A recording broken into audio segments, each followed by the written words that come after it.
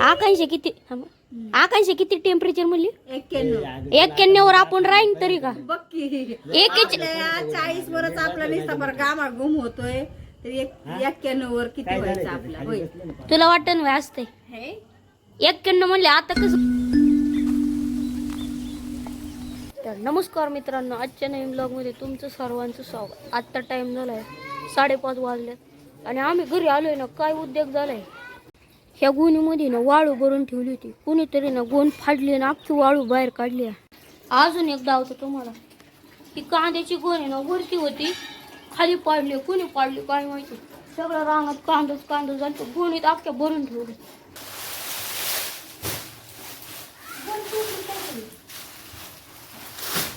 तर मित्रांनो, मी इथं बसतो ना, इथं सुद्धा ती वाळू केलेली. मला तर वाटते कोणतरी ना बारकं पोरगं भांडी कुंडी खेळायला असं.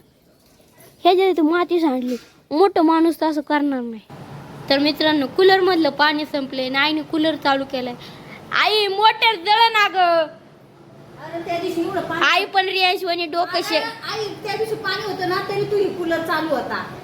तू चालवलेला होता. तुला काय वाटतंय का आईला डोक्याबाज नाही काय?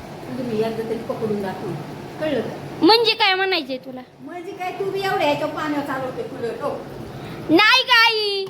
त्या दिवशी. तर मित्रांनो, माझा कूलर तर डायरेक्ट 4:30 वाजताच बंद होतो. कारण का मला लगेच आवाज येतो, खर मोटर लगेच आवाज मारते. आणि आता त्याच्यामुळेच मी कूलर चालू नव्हते केला. आणि आई म्हणते तुझी चोरी पकडून जाऊची. भू काय जाऊची ए आई, तुला एक गोष्ट दावायची. पॅन्टीचं बक्कलच तुटलं. कामावर डायरेक्ट बक्कलच तुटलं. मग रबर लावलाय. तर मित्रांनो, वॉशरूमला गेलो होतो आणि अचानक बक्कल तुटलं. मला तो काहीच सुचना आणि लाईनी होतं, पोरग सुद्धा नव्हतं. मग मी काय केलं माहिती का, आधी ना एका हाताने पकडलं आणि एका हाताने ना ते इकडे तिकडे शोधलं रबर आणि पटकेने रबर लावलं. आणि तेवढ्यात तर लगेच जेवायला सुट्टी झाली. तर मित्रांनो, पप्पांनी रानातून आल्यावर आंघोळ केली ना, पप्पांना लय हलकं हलकं वाटते. का वाटते माहिती का, तुम्ही शॅम्पू लावला होता डोक्याला.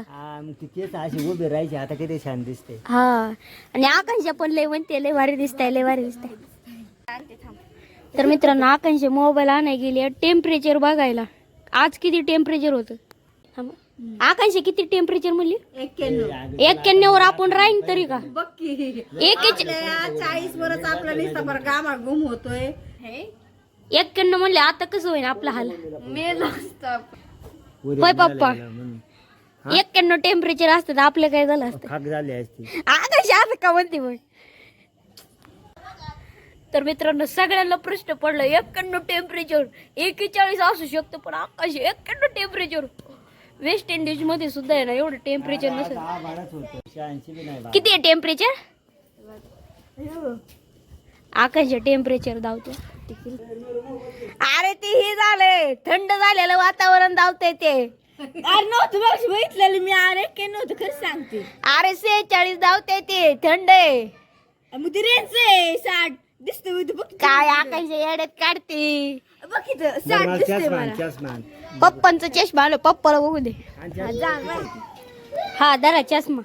तर मित्रांनो, आता पप्पा बघतात टेम्परेचर. मग टेम्परेचर कुठे टाकायचं? एक वेळ 46 धावलंय आणि पावसाचं 60% धावलंय हा आणि 86 धावलंय. काही मग हे जे का ते वार. हा, तुमच्या गुगलला बघ बरं किती धावतंय टेम्परेचर आपल्या गावचं.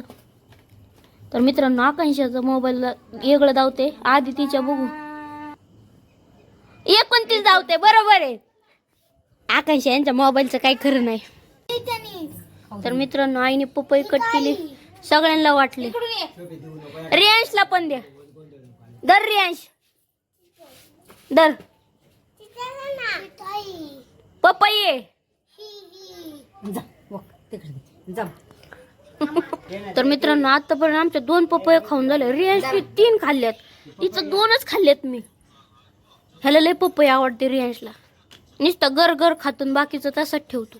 अर्धीच पपई खाल्ली रियांशने, अर्धी तशीच ठेवली. का अर्धी खाल्ली? दर खा. हात धुतला का? हात धु, दर पाणी चांगला हात धु. तर मित्रांनो, रियांश पडलाय इथं दर अजून पाणी लयच बर्फ झालंय. एवढा बर्फ होत नाही कधी. वाफा निघायला लागल्यात. टेम्परेचर केले कमी. काय एवढं वाढ येते. तर मित्रांनो उन्हाळा चालू झाला त्याला म्हणून उन्हाळ्याच्या ह्याच्यावर सेट केलं होतं. पण त्याच्यावर अख्खाच बर्फ होऊन बसलाय. उलट आहे ना बर्फ व्हायला नाही पाहिजे उन्हाळ्यात. कसं काय बर्फ झालाय काय माहिती. मला वाटते ना की बर्फाचं बटनच ही झालं असं खरं. जेव्हा पण बर्फ होतो का नाही तेव्हा ती बरोबर बटन ट्रिप होतं. बरोबर सगळा बर्फ आहे ना गायब होतो. आणि आई माझ्या आवश्यक घेते मीच वाढवलं म्हणून माझ्यामुळे. तर मित्रांनो दाराला कुलूप आहे आणि रियांश बोटाने खोलायचा प्रयत्न करतोय. खोलतोय का रियांश? रियांश बोट तुटत नाही याला चावी लागती. हा का म्हणजे काय चावी लागती. जगीचे दीन अधिपतित जगीचे दीन पद दलित दयाला ऊन सवावे जगाला प्रेम पावे. आजचा ब्लॉग आवडला असेल तर लाईक सबस्क्राईब शेअर करायला विसरू नका. पुढच्या ब्लॉगमध्ये गुड नाईट बाय बाय.